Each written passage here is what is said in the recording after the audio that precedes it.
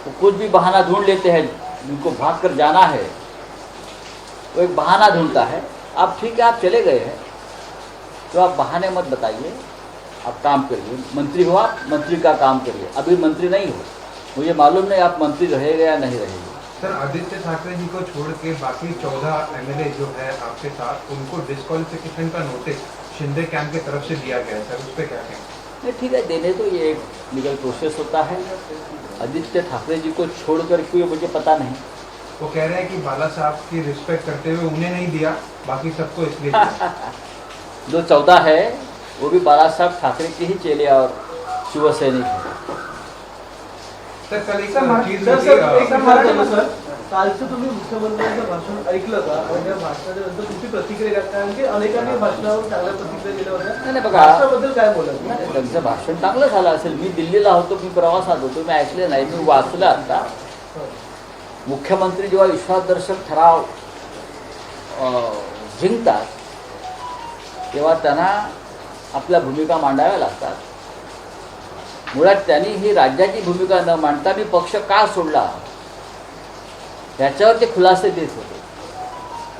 नारायण राणेंचं भाषण सुद्धा याच प्रकारचं होतं. अगर नारायण राणे का भाषण आपने सुना होगा, उस वक्त पार्टी छोड़कर गए थे तो विधानसभा में उनका भी स्पीच इससे अलग नहीं था.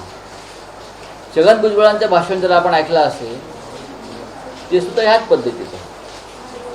पक्ष सोडणारा, पक्षाशी प्रतारणा करणारा जेव्हा नेता दुसऱ्या पक्षात जातो तेव्हा त्याला अशा प्रकारचे खुलासे करणारं भाषण करावं लागतं.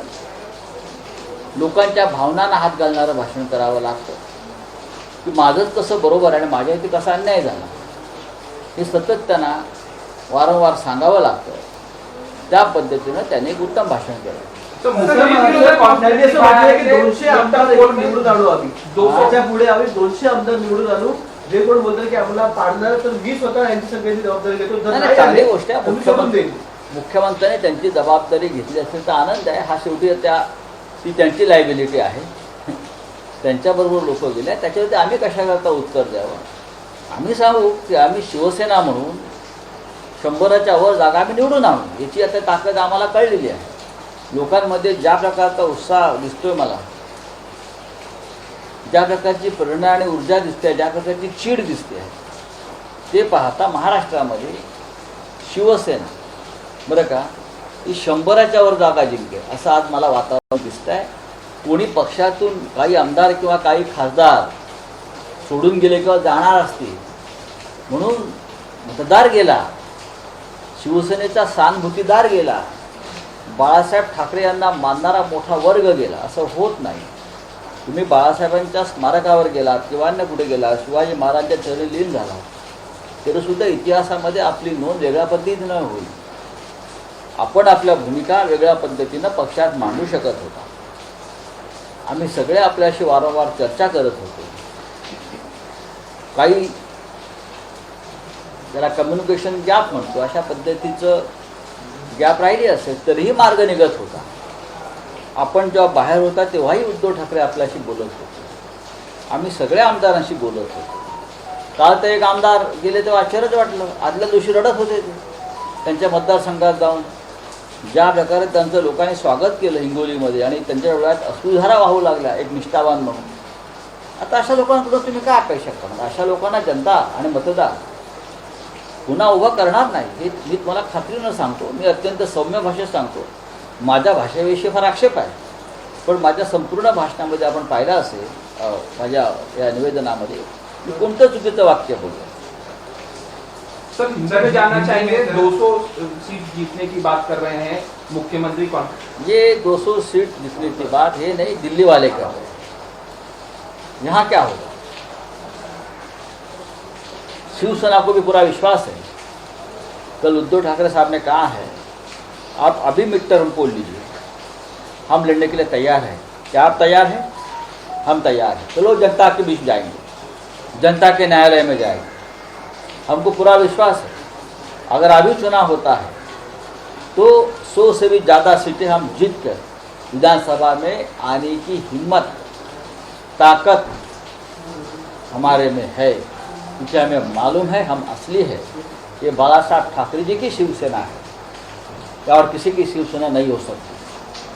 आप पैसे के बल पर और दिल्ली के सेंट्रल एजेंसी की ताकत पर आप किसी पार्टी को इस देश में, मैं महाराष्ट्र की बात नहीं कर रहा, इस देश में हाईजैक नहीं कर सकते।